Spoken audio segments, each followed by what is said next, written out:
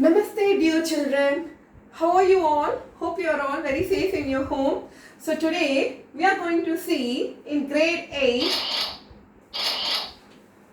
language, English, and the topic is modal verb in grammar. So, do you need to improve your grammar in your daily conversation? And what is the difference between can you and could you? Shall I and should I? Yes, so these are all the modal verbs, a small class of auxiliary verb. Today, we are going to see the learning objectives. By the end of this session, you would be able to work out in your choice of modal verb in different situations. So, what is a modal verb? A modal verb is a type of verb that is used to indicate the modality. Okay, so that is the likelihood, the ability, the permission, the request, capacity, suggestion, order, and obligation or advice. So where to use these modal verbs? We use modals to show if we believe in something that is uncertain, okay, so possible or impossible. For example, you can see a sentence here, my keys must be in the car. So which is the modal verb here? Must. Okay, it might rain tomorrow. Okay, so which is the modal verb here? Might. And that can't be Peter's coat. It's too small. So which is the modal verb here? Can't. So children kindly understood where these must, might and can't in the sentence, in the different types of situation it is being used. So especially those sentences may be of certain, possible or impossible. We all use them to do things like talk about, ability, ask permission and make requests and offers. Okay, so I can't swim. So which is a modal verb here? Can't. May I ask a question? May. Could I have some tea please? Could. And would you like some help? Would.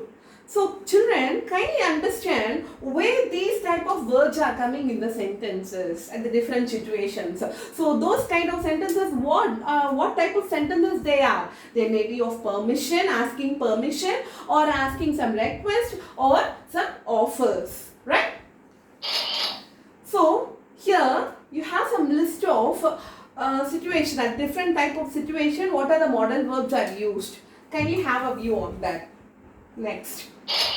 So, all modal verbs. So, who are those modal verbs? I'll show you. So, can, could, may, might, out, must, should, and shall.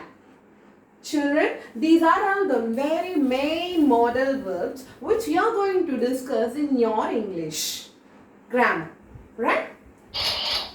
So, if you want to see about this modal verbs, so first of all we have to analyze the formulations. So, formulations if you see means, remember that modal verbs, it should be those conditions. Kindly read out this man. It should always followed by infinitive without to. Okay, so can do, may find, shall see. Okay, and it should be the same for all the pronouns. I should, it should, they should.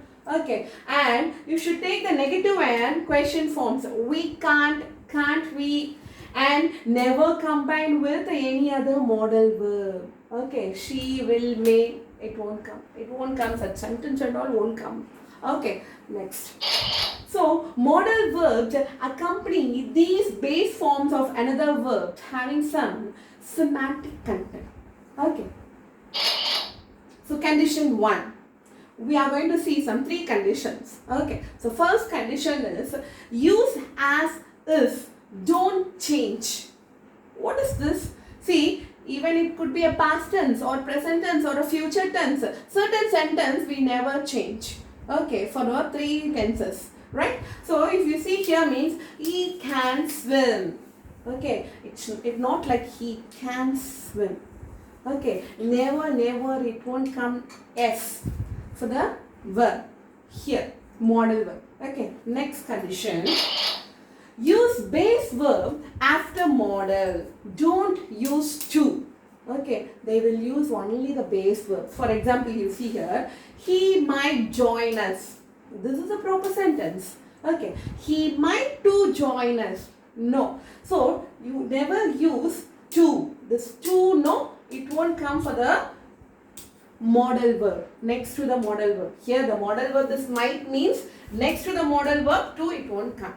That is why the condition 2 is telling you that never don't use the to.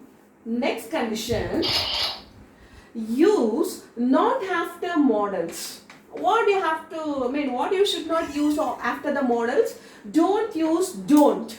Okay, see that don't is different. Okay, I'm telling you, don't use don't, doesn't, isn't, aren't, wasn't, won't.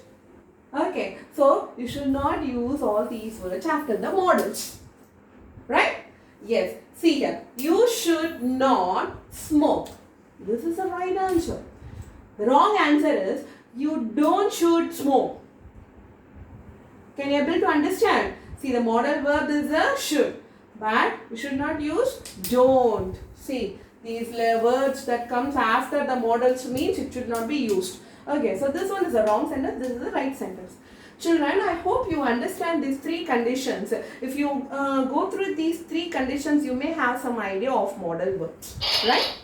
So, let us see some examples now. You might to finish your homework. Okay, so where do we find the mistake in the sentence? Yes, so to. I don't can drive. Was it a possible sentence? No. Okay, the cannot, it should be used. Where we can use this cannot?